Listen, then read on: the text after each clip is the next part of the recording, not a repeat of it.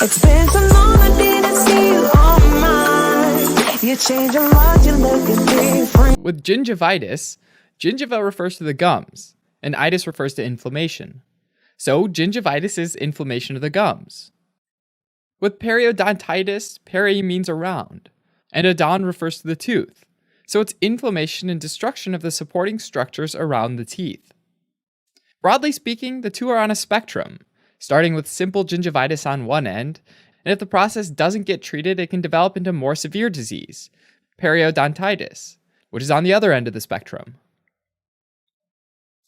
Let's start by building a model of a tooth and its surrounding structures. In the mouth, the bone beneath the bottom row of teeth is the mandible, and the bone above the top row of teeth is the maxilla.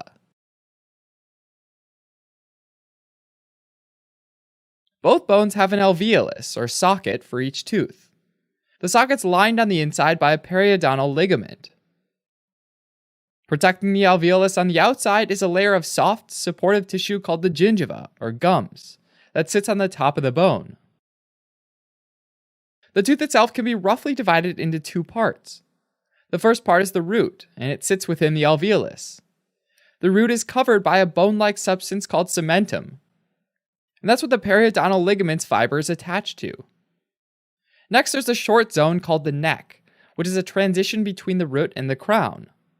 The crown is the visible part of the tooth that protrudes from the gingiva, and it's covered in enamel. Enamel has such a high mineral content that it's the hardest substance in the human body. The portion of gingiva that sticks up and is not anchored to the tooth is sometimes called the free gingiva, and the space between the free gingiva and the crown is called the gingival crevice, or gingival sulcus. A watery substance called gingival crevicular fluid flows into the space in small amounts. Gingival crevicular fluid contains various immune proteins in cells like neutrophils, complement proteins, and antibodies. Within the mouth, there are a bunch of bacterial organisms. In a healthy mouth, there's a balance of commensal bacteria that compete with each other, and they're all kept in check by those immune factors. Gingivitis and periodontitis represent a state of imbalance, or dysbiosis. This is when there's a relative increase in pathogenic bacteria, either because of a lack of competition with other commensal bacteria, or because of an ineffective immune response in the mouth. The pathogenic bacteria form dental plaque, which is a sticky collection of bacteria, proteins from saliva, and dead cells from the lining of the mouth. Individual bacteria multiply and form a lot of small microcolonies that coalesce, creating a layer of dental plaque, which is a type of biofilm. Compared to a microcolony, the bacteria in a biofilm communicate with each other via chemical signaling, and together they create a complex system where some bacteria work on tunneling between the microcolonies and to the surface in order to bring in a steady supply of food. As an analogy, if bacteria were ants, then a microcolony would be a tiny group of ants, each doing its own thing, whereas a biofilm would be an ant farm with complex tunnels and rooms, with each ant carrying out a specialized task. Some tooth surfaces, like the portion of the tooth just outside the gingiva, are hard to brush dental plaque away from. If dental plaque above the gingiva keeps building, the bacteria within that biofilm can invade beneath the gingiva, where it becomes really difficult to reach with brushing. Eventually, it can form a hard mass, called a dental calculus. Dental calculus creates a nice space for bacterial plaque formation, because it's hard to remove.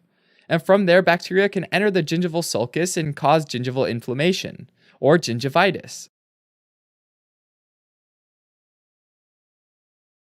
Damaged gingival cells release inflammatory signals that recruit neutrophils to the area, and those neutrophils can release harmful chemicals that kill bacteria, as well as damage the nearby tissue. Fortunately, simple gingivitis is a reversible condition, and the damaged tissue can heal over time as long as the infection is stopped and treated. In periodontitis, the process of dysbiosis is often more extreme, with even more disease-causing bacteria flourishing in the mouth. One classic hypothesis suggests that the first step in periodontitis is the presence of the so-called orange complex of bacteria. which includes gram-negative anaerobic bacteria like Fusobacterium nucleatum and Prevotella intermedia. Once these orange complex bacteria are established, the next step is the presence of the so-called red complex of bacteria, which includes Tannarella forsythia, Treponema denticola, and its most notorious member, Porphyromonas gingivalis, or P. gingivalis for short. Another line of thinking suggests that rather than these red complex bacteria being the specific culprits, it's the overall change in the bacterial community that these bacteria trigger that tips the scale toward periodontitis. Either way, the pathogenic bacteria within the subgingival dental plaque create a periodontal pocket and damage gingival cells in the process. Local mast cells and nerves release chemicals like histamine and substance P, which cause dilation of local blood vessels, resulting in swelling of the gingiva. Damaged gingival cells release additional cytokines like interleukin 1, which brings more immune cells to the area, like neutrophils and macrophages. The body's immune response causes even more damage to the gingiva and periodontal ligament, ultimately loosening the tooth. That one notorious bacteria, P. gingivalis, is also known for impairing immune cells from effectively killing bacteria. This helps other pathogenic bacteria to overgrow as well, kind of like a thief that destroys the police station and allows other thieves to flourish in a city. The immune response also delivers more blood flow to the damaged tissue, which provides more nutrients for the bacteria. Together, the bacteria and immune response end up in a positive feedback loop where the expanding infection causes an increased immune response, which doesn't destroy the bacteria but provides the bacteria with more fuel to grow. The immune response also activates osteoclasts in the bone, which start to dissolve the bone supporting the tooth, loosening it even more. Symptoms of gingivitis typically include redness, swelling, and bleeding, especially after brushing or flossing. Some people, though, experience no symptoms, especially in the early stages of infection. Severe disease that progresses to periodontitis can result in tooth loss. Diagnosis of gingivitis and periodontitis are usually made by looking for swollen or bleeding gums, as well as probing of each gingival sulcus to determine how deep it is, and x-rays to evaluate the bone level. With inflammation and destruction, the sulcus becomes deeper as the periodontal pocket expands. Treatment depends on how severe the infection is. Daily brushing and flossing, and use of antimicrobial agents like mouthwashes, can help prevent the formation of dental plaque, but in severe cases, antibiotics and surgery might be needed. Alright, as a quick recap, gingivitis is caused by infection and inflammation of the gingiva that can grow to involve the tooth-supporting structures, which is called periodontitis. When dental plaque builds up near the gum line, it can allow bacteria to invade toward the root of the tooth. Diagnosis is done via visual inspection, x-rays, and probing the gums. And treatment of severe cases might include removal of the infected tissue, antibiotics, and surgery.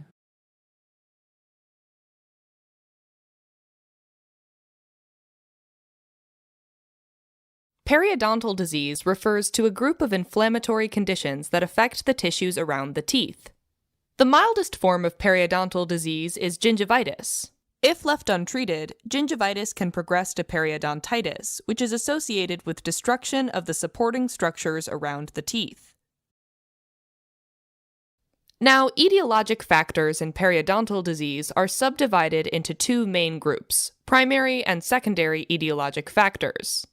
The primary, or initiating etiologic factor is the dental plaque or dental biofilm, which is a sticky collection of bacteria, salivary proteins, and dead cells from the oral mucosa. On the other hand, secondary, also known as contributing etiologic factors, enhance the ability of dental plaque to cause periodontitis. Secondary etiologic factors are further subdivided into local factors, which make the dental plaque more resistant and difficult to remove, and systemic factors, which include conditions like diabetes that could impair the host's immune response and increase the risk of periodontitis. Local factors include calculus, caries, tooth position, anatomical features, iatrogenic factors, and trauma. First, let's focus on calculus, which is defined as a calcified dental plaque. Supragingival calculus is located above the gingiva, while subgingival is below the gingiva. Supragingival calculus is visible upon oral examination, and it's composed of organic and inorganic components. Organic components include bacterial cells, salivary proteins, and lipids. The inorganic component mainly consists of calcium phosphate. In contrast to supragingival calculus, subgingival calculus is not visible upon oral examination, and it's harder to remove. Additionally, subgingival calculus is associated with a higher calcium to phosphate ratio and more serum-derived proteins. Next up is dental caries, also known as tooth decay, which is caused by acid-producing bacteria that can eventually cause tooth demineralization. Moreover, caries along the gingival margin can cause dental plaque retention, thereby increasing the risk of periodontal disease. The next local factor is the tooth position. Overcrowded teeth, or dental crowding, occurs when there's an insufficient amount of space for all teeth to properly erupt. Ultimately, this results in misalignment of the teeth. The next one is root proximity, where the tooth roots are too close to each other and it leads to poorly shaped gingival embrasures. The last one is tipping. When a tooth is extracted, the tooth distal to it will often tip mesially into the space and create a difficult area to access. All three factors can cause dental plaque retentive areas and therefore increased risk of periodontitis. Let's move on to anatomical factors that make biofilm difficult to remove. Now, furcation involvement refers to a bone loss in the furcation area, which is the place where the roots of multi-rooted teeth diverge. Enamel projection is an extension of the enamel in the cervical region toward the furcation area and can lead to early furcation involvement. Enamel pearls are accumulation of the enamel in locations where it's not normally found. Next up are developmental grooves, which are sharp depressions of the tooth surface. In some individuals, these depressions can extend to the root, and this is especially common in maxillary lateral and central incisors. Finally, we have concavities, which are linear depressions of the root surface that are typically located on the mesial surface of maxillary first premolars. On the other hand, there are also anatomical features of the soft tissue that can increase the risk of periodontitis, such as inadequate attached gingiva, gingival clefts, enlargements, and craters. These deformities create a favorable environment for bacterial growth and eventual plaque formation. Moving on to iatrogenic factors. These contributing factors occur due to inadequate dental procedures and restorations. Open margins of restorations occur when the restoration material, such as a crown, does not reach the natural tooth margin, leaving a small gap where dental plaque can accumulate. On the other hand, overhanging margins of restorations occur when the material extends beyond the tooth structure, creating an overhang. In addition to being extremely hard to clean, the newly formed environment also promotes the growth of gram-negative bacteria that can eventually cause periodontal disease. You should not confuse overhanging margins with over-contoured crowns and restorations, which are associated with biofilm retention and poor self-cleaning mechanisms of the teeth by surrounding tissues, such as cheeks, lips, and tongue. Finally, we have open contacts, or spaces between adjacent teeth that are commonly associated with food impaction. Food impaction can lead to direct trauma to the interdental tissue, and it also creates a favorable environment for bacterial growth and the formation of dental plaque. The last main local factor associated with increased risk of periodontitis are traumas, such as occlusal trauma or soft tissue trauma. Occlusal trauma occurs when the maxillary and mandibular teeth exert force on each other, resulting in the injury of the periodontium. In combination with inflammation, occlusal trauma can result in periodontal damage. On the other hand, soft tissue trauma is typically associated with inappropriate oral hygiene techniques, such as vigorous brushing and flossing. Now, moving on to systemic conditions associated with periodontal disease. First, let's focus on endocrine disorders, starting with diabetes mellitus. Uncontrolled blood glucose levels can decrease resistance to infection by impairing the chemotaxis of neutrophils, which are the first line of defense against the bacteria. Uncontrolled or poorly controlled diabetes has been associated with progressive alveolar bone loss, multiple periodontal abscesses, and enlarged gingiva. Another possible risk factor is obesity. Finally, we have conditions associated with hormonal changes, such as puberty, pregnancy, estrogen deficiency, and oral contraceptives. Puberty gingivitis is common in individuals between 11 and 13 years of age, and it can affect both males and females. Alternatively, during pregnancy, there's an increased concentration of estrogen and progesterone in the gingival crevicular fluid. However, these hormones can act as a nutritive substitute that favors the growth of Prevotella intermedia, which is associated with periodontal disease in pregnant women. On the other hand, low levels of estrogen are also associated with an increased risk of periodontitis. This is common for individuals with estrogen deficiency and osteoporosis. Finally, oral contraceptives can cause gingival enlargement and decrease host response to dental plaque. Next, conditions that compromise the host's immune system also increase the risk of periodontitis. For example, HIV-positive individuals can develop necrotizing gingivitis and the more severe necrotizing periodontitis, which is characterized by rapid bone loss. Moreover, periodontitis can occur in individuals with leukemia and neutrophil disorders, both of which compromise the effectiveness of the immune system. Genetic disorders that affect the immune system or connective tissue development can also increase the risk of periodontitis. These include severe congenital neutropenia, Shediac-Higashi syndrome, and Down syndrome. Medications that can cause gingival overgrowth can also increase the risk of periodontal disease. For example, individuals on phenytoin, a seizure medication, develop gingival hyperplasia in about 50% of cases. Next, we have calcium channel blockers, such as nifedipine, which causes a gingival enlargement in 20% of cases. Another medication that is associated with this side effect is cyclosporin, an immunosuppressive medication typically used to prevent organ rejection after transplantation. If combined, nifedipine and cyclosporin can cause a severe overgrowth of the gingiva. Now, it's important to note that stress can also increase the risk of periodontal disease because it's associated with poorer oral hygiene and an altered immune response. This is because stress can alter the protective response of neutrophils, which is further followed by the upregulation of macrophages. Macrophages produce chemical mediators that eventually damage the surrounding connective and bone tissue.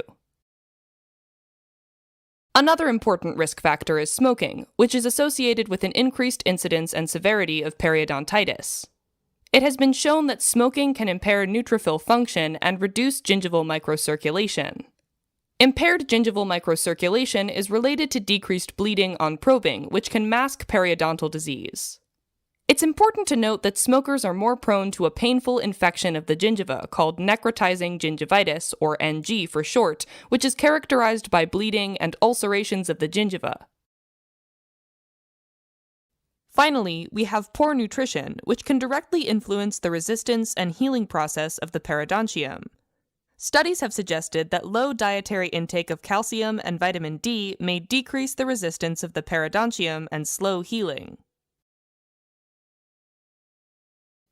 Now, we have one last thing to cover, and that's the periodontal risk assessment, or PRA. The goal of this assessment is to identify individuals who are more likely to develop periodontal disease. This is important because even if two individuals both have the same periodontal condition, the individuals with higher risk may require different case management than the person with lower risk. Periodontal risk assessment covers 4 categories of risk elements, and they include risk factors, risk indicators, risk determinants, and risk markers. Risk factors increase the chance of developing periodontitis, and they include tobacco smoking, diabetes mellitus, pathogenic bacteria, and accumulation of dental plaque. Risk indicators are defined as possible risk factors for periodontal disease. Risk indicators include HIV infection, osteoporosis, obesity, poor nutrition, and infrequent dental visits. Risk determinants are individual characteristics that cannot be modified, such as genetic factors, age, gender, stress, and socioeconomic status. Finally, risk markers are associated with an increased risk of developing the disease.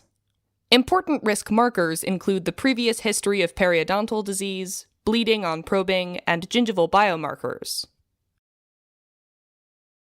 Alright, as a quick recap, periodontal disease refers to a group of inflammatory conditions that affect the supporting tissues around the teeth. The mildest form of periodontal disease is gingivitis, and if left untreated, it can progress to periodontitis. The primary etiologic factor of periodontitis is dental plaque, while secondary etiologic factors include local factors such as calculus, caries, tooth position, anatomical features of teeth, iatrogenic factors, and trauma, and systemic factors, which include systemic conditions that may impair the host's immune defense and increase the risk of periodontitis. These include endocrine, hematologic, and immunocompromised conditions, medications, smoking, and stress. Periodontal risk assessment is used to identify individuals who are more likely to develop periodontal disease.